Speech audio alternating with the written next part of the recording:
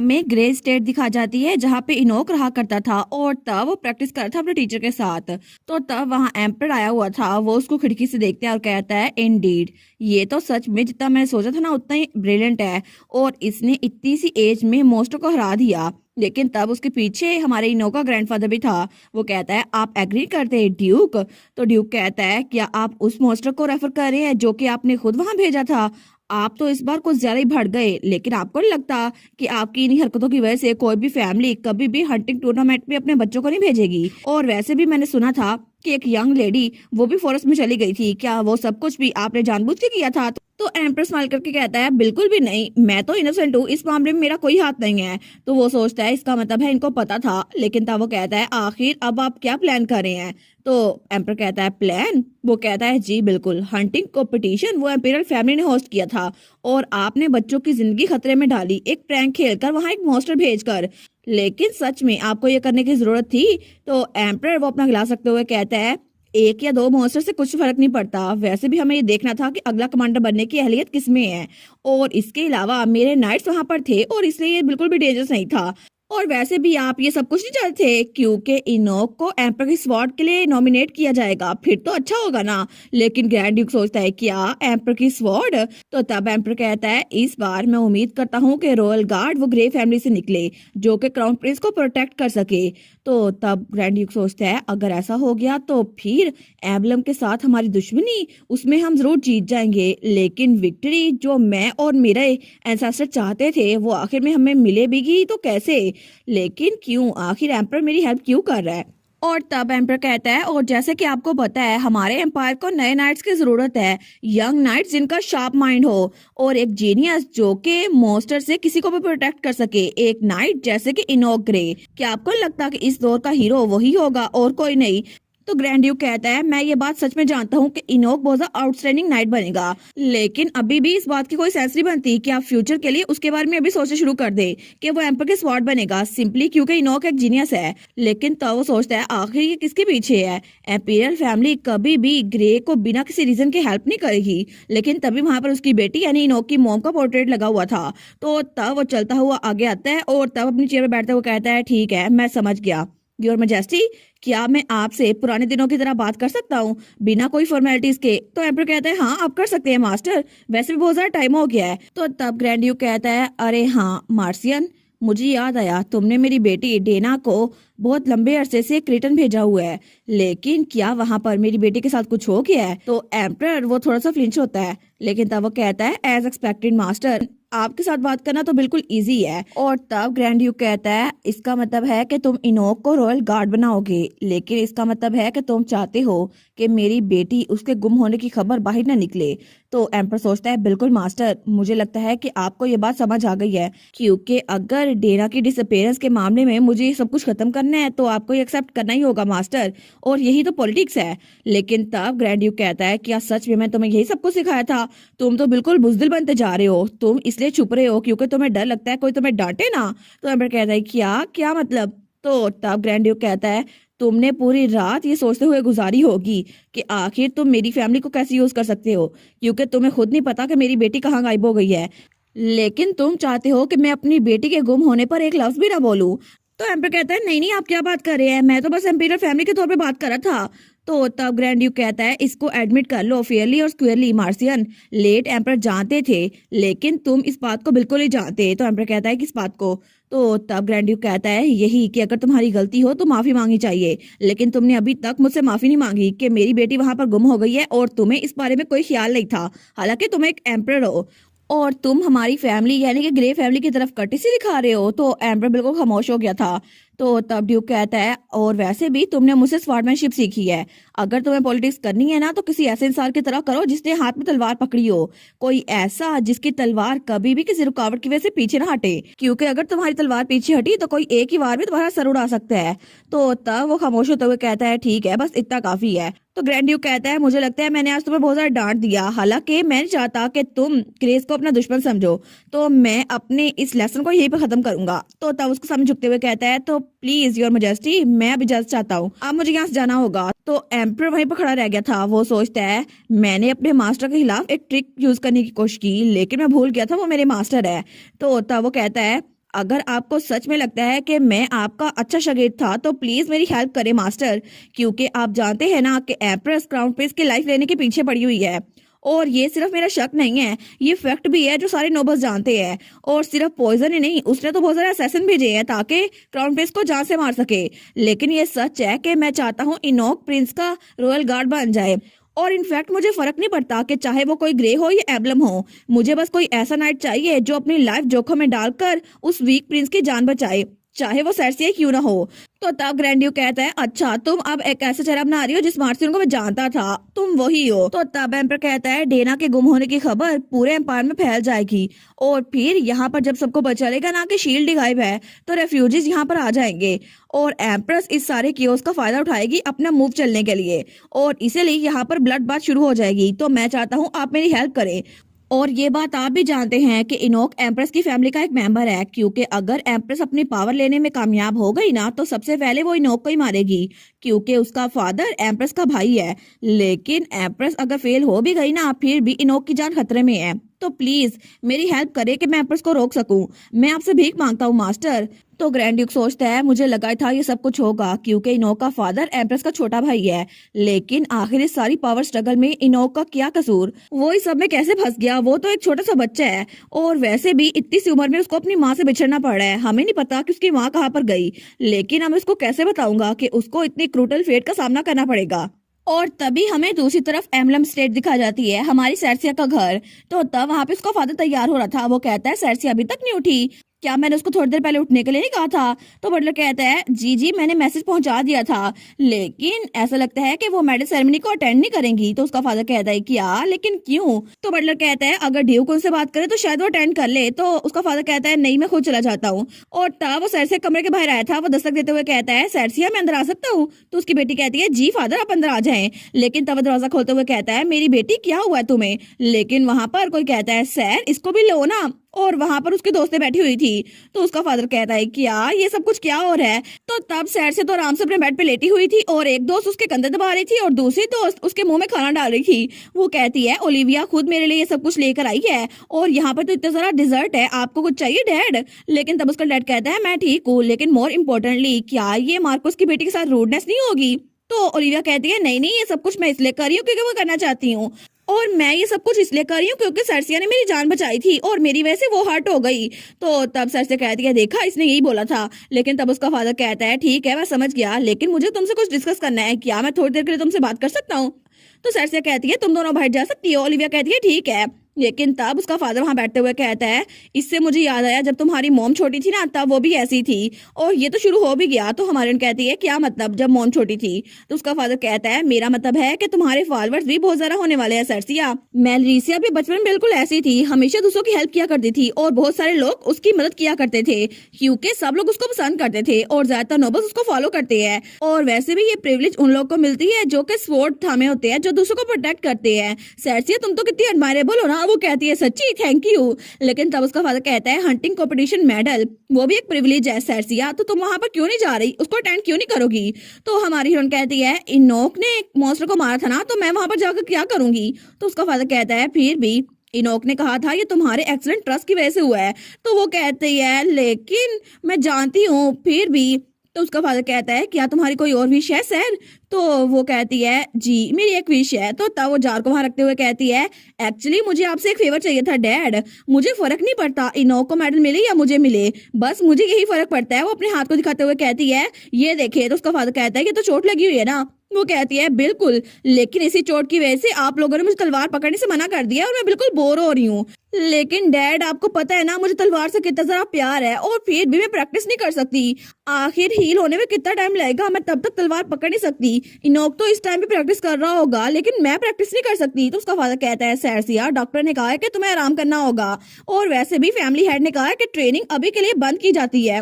वो कहती है, मैं कसम से इसको ज्यादा नहीं करूंगी और अगर मैं ट्रेनिंग करना भूल ही गई फिर क्या होगा? इनोक तो अभी भी ट्रेनिंग कर रहा होगा यहाँ आने से पहले भी। तो तब उसका फादर कहता है सरसिया, वो कहती है मुझे माफ कीजिएगा, मैं इतनी जिद्दी हूँ, लेकिन मैं बस अपसेट हो गई थी। तो उसका फादर सोचता है मुझे लगा था ये बहुत जल्दी बड़ी हो रही है, लेकिन अब मुझे अच्छा लग रहा है, मेरी बेटी भी बाकी बच्चों की तरह ही है और ये स्वॉर्डमैनशिप पे बिल्कुल अच्छी होगी, ये बात मुझे कंफर्म है क्योंकि इसकी ब्लड लाइन में एम्बलम फैमिली का ब्लड है। तो तब वो कहता है सरसिया, ऐसा कुछ नहीं है जो मैं नहीं कर सकता। वो कहती है क्या मतलब डैड? तो वो कहता है क्या मैं एम्बलम फैमिली का स्ट्रेटजिस्ट नहीं हूँ? तुम्हें ये बात पता है ना, तो फिर तुम्हें फिक्र करने की कोई जरूरत नहीं है। तो सरसिया कहती है क्या?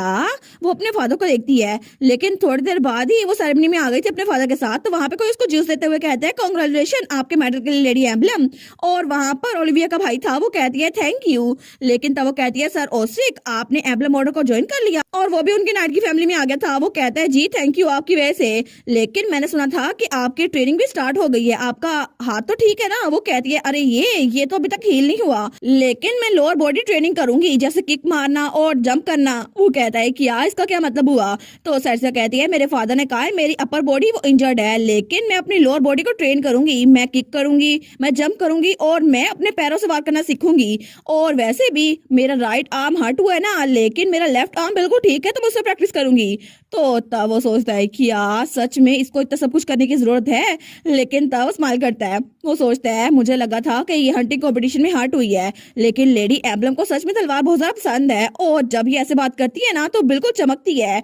और अगर ये इनोक के साथ एंगेज ना होती ना तो तब वो सरसे को देखता है तो सरसे उसको बड़ी प्यारी लग रही थी। वो सोचता है मे भी मैं इसको डेट के लिए पूछ सकता, लेकिन तभी कोई उसके कंधे पे हाथ रखता है तो वो डर जाता है और पीछे इनोक था। वो कहता है सर इनोक। तो इनोक कहता है क्या आप अच्छे से रेस्ट कर रहे थे सर ओस्रिक? तो ओस्रिक कहता है जी जी मैं कर रहा था, मैं तो बस यहाँ पे इनको जूस देने के लिए आया था। वो कहता है ठीक है अब जाके अपना खाना खा लो। वो कहता है जी जी। और उसके बाद ओलिविया का भाई वहां जा रहा था, लेकिन तब इनोक हमारी सरसे के साथ बैठ गया था। तो हमारा सोचती है इनोक तो आज बहुत ज्यादा अजीब लग रहा है, क्या ये थका हुआ है? लेकिन तब इनोक कहता है सरसिया तुम्हें याद है ना हम दोनों की एंगेजमेंट हो चुकी है? वो कहती है हाँ मुझे याद है, फिर क्यों? तो तब उसके हाथ में जूस का ग्लास देखता है और तब कुछ नहीं बोल पाता क्योंकि वो जेलस हो रहा था। लेकिन तब वो कहता है नहीं कुछ नहीं, बस मुझे लगता है यहाँ पे बहुत सारे लोग हैं ना, इस वजह से मुझे थोड़ा अजीब लग रहा है। तो मेडल है या फिर नहीं? जल्दी करो हम लेते हैं और घर चले जाते हैं और जाके रेस्ट करते हैं। वो कहती है तुम तो मेन गेस्ट हो ना, तुम्हें क्या लगता है तुम कहाँ जा रहे हो? वो कहता है मुझे इसकी जरूरत नहीं है, मैं वैसे भी थका हुआ हूँ। तो वहां पर हमारी हीरोइन की एम्बलम फैमिली के जो नाइट्स है ना, वो कहते हैं बात सही भी है क्योंकि हमारा भी अच्छा मूड नहीं है क्योंकि इन्होंने मूड खराब कर दिया है। तो वहां पर हमारे इनोक के फैमिली के नाइट्स भी आ गए थे। वो कहते हैं अगर सर इनोक की वजह से ना होता ना तो अभी तक यहाँ पर बहुत सारी लाशें पड़ी होती, मॉन्स्टर ने बच्चों को मार दिया होता। दूसरा नाइट कहता है क्या? तो तब ग्रे फैमिली का नाइट हमारी हीरोइन के पीछे खड़ा था। वो कहता है तुम सिर्फ तलवार चला सकते हो, तुम्हारा दिमाग नहीं चलता है ना?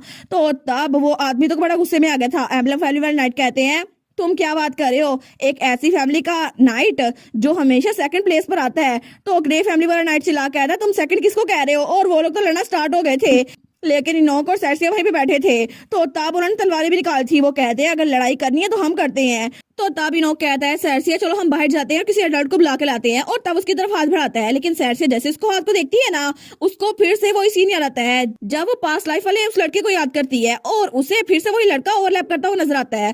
तो वो कहता है सरसिया, तो तभी होश में आती है। वो कहती है क्या? उस बेचारी को तो अभी तक वही लड़का याद आई जा रहा था जो कि हमारे हीरो के साथ ओवरलैप करा था। तो सरसिया अपना हाथ आगे बढ़ाती है, लेकिन उसका हाथ कांप रहा था। तो इनोक सोचता है क्या इसको क्या हुआ, इसका हाथ क्यों कांप रहा है? लेकिन तब एम्बलम नाइट चिल्लाई जा रहे थे तुम क्रेजी बास्टर्ड, तुम अपने आप को समझते क्या हो? तो ग्रे नाइट्स भी चिल्लाई जा रहे थे आखिर तुम लोग को क्या लगता है कि यहाँ पे बॉस कौन है? और तब उन्होंने तलवारें निकाली थी, एक दूसरे से लड़ने के लिए बिल्कुल तैयार थे और एक दूसरे की तरफ बढ़ने लगते हैं। लेकिन तभी वहां पर कोई आता है और उन दोनों के दरमियान गिर जाता है, और वो आदमी वो तो जमीन पे गिरा हुआ था। लेकिन तभी वो एम्बलम नाइट कहता है क्या मुझे धक्का किसने दिया? तो दूसरा कहता है नहीं नहीं मैंने नहीं दिया। तो वहां पर जो नीचे गिरा था ना, वो कहता है आउच, मुझे लगता है मेरा पैर फिसल गया था और मैं नीचे गिर गया। लेकिन तब वो इनोक का फादर था जो कि बड़ा हैंडसम लग रहा था। तो सारे नाइट्स कहते हैं क्या लॉर्ड एडवर्ड? तो इनोक का डैड स्माइल करते हुए कहता है hello emblem sir and ladies of grey night and Sarsiya, बहुत दिनों बाद मिले। तो तब वो कहती है अंकल, लेकिन इनोक कहता है डैड आप यहाँ पर क्या कर रहे हैं? तो तब उठते हुए कहता है तुम लोग को पता है मैं तुम लोगों को कब से ढूंढ रहा था, मार्शस लैला ने बहुत ज्यादा अच्छा ब्रेड बनाया है और ये बहुत ज्यादा डिलीशियस है, तुम लोग खाना चाहोगे? और अगर ये ठीक हो तो क्या मैं बच्चों को लेके जा सकता हूँ टी टाइम के लिए? तो नाइट्स कहते हैं जी जी बिल्कुल आप लेके जा सकते हैं। तो ग्रे नाइट्स भी कहते हैं जी जी बिल्कुल डिलीशियस टी टाइम गुजारिएगा। वो कहता है थैंक यू। तो तब वो सरसिया को उठाते हुए कहता है चलो चलते हैं सरसिया और इनोक। तो वो कहती है ठीक है। तो तब वो दोनों बच्चों को वहां से लेकर जा रहा था। तो तब हमारी हीरो सोचती है देखा ब्यूटी ज्यादा ताकतवर है स्वॉर्ड से, मुझे लगता है ऐसा ही कुछ है। और तब वो लोग एक कमरे में आ गए थे, लेकिन इनोक का डैड वहां जाते हुए कहता है ठीक है तुम दोनों रेस्ट करो, मैं अभी थोड़ी देर में आता हूँ। तो हमारी हीरोइन कहती है लेकिन अंकल डिजर्ट के बारे में क्या? तो इनोक कहता है सर्सिया तुम्हें समझ नहीं आई, डैड ने हमें वहां से निकाला, उन्होंने झूठ बोला था। तो वो कहती है अच्छा मतलब आपने हमें वहां से बचाने के लिए सब कुछ कहा था। तो तब वो उसके मुक्का मारते हुए कहती है सच में यही बात थी तो पहले बता देते। तो इनोक कहता है मुझे क्यों मारना शुरू हो गई हो, लेकिन उसका फादर कहता है ठीक है तुम लोग आराम करो मैं भी चलता हूँ। तो तब वो दोनों कहते हैं थैंक यू। इनोक कहता है डैड, वो कहती है अंकल। तो तब वो वहां चला गया था, लेकिन हमारी हीरोइन वो कहती है सच में उन्होंने हमें बचा लिया, सच में आखिर दोनों फैमिलीज के मेंबर का आपस में लड़ना जरूरी क्यों था? लेकिन तब वो पलटते हुए कहती है इनोक तुम जाके सोफे पे बैठ जाओ और वहां पे आराम से लेट सकते हो, मैं यहीं पे बैठूंगी। तो तब उसको घूरी जा रहा था, वो कहती है क्या हो गया, मुझे घूरी क्यों जा रहे हो? वो कहता है सर्सिया आखिर वो पहले क्या था? तो सर्सिया कहती है क्या मतलब पहले क्या था, मुझे नहीं पता तुम क्या बात कर रहे हो। वो कहता है मेरे साथ डम प्ले ना करो, तुम्हें पता है मैं क्या बात कर रहा हूँ, जब मैं तुम्हारी तरफ हाथ बढ़ाया तो तुमने मुझे इग्नोर कर दिया, तुमने मुझे अवॉइड किया। क्या मैंने कुछ ऐसा किया था जिसकी वजह से तुम अनकंफर्टेबल हो गई थी, या फिर तुम अभी भी अपसेट हो क्योंकि उस मॉन्स्टर को मारने का क्रेडिट मुझे मिल रहा है? वो कहती है नहीं नहीं ऐसी बात नहीं है और ये चीजें मेरे लिए मैटर नहीं करती। वो कहता है फिर क्या चीज मैटर करती है, मुझे बताओ क्या वजह है। लेकिन हमारी ओर सोचती है मैं इसको क्या बताऊं कि मुझे वो शख्स नजर आता है। तो वो कहती है एक्चुअली मेरी एक रिक्वेस्ट है तुम्हारे लिए। तो इनोक कहता है एक रिक्वेस्ट?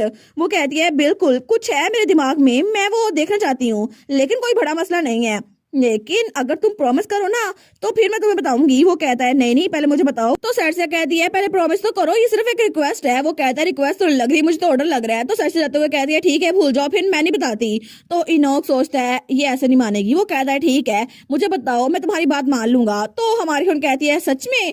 फिर ठीक है मेरी बात रिपीट करना, जो मैं कह रही हूँ रिपीट करना। और तब उसको कंधा पकड़ती है। वो कहता है क्या रिपीट करना है? तो हमारी खून कहती है इंस्पेक्टर, तुम मुझे बोलो इंस्पेक्टर। तो इनोक तो बिल्कुल शॉक हो गया था। वो कहता है क्या आखिर तुम मुझे ये बोलने को क्यों कह रही हो? लेकिन सरसा कहती है मैंने तुम्हें कहा मुझे इंस्पेक्टर बुलाओ।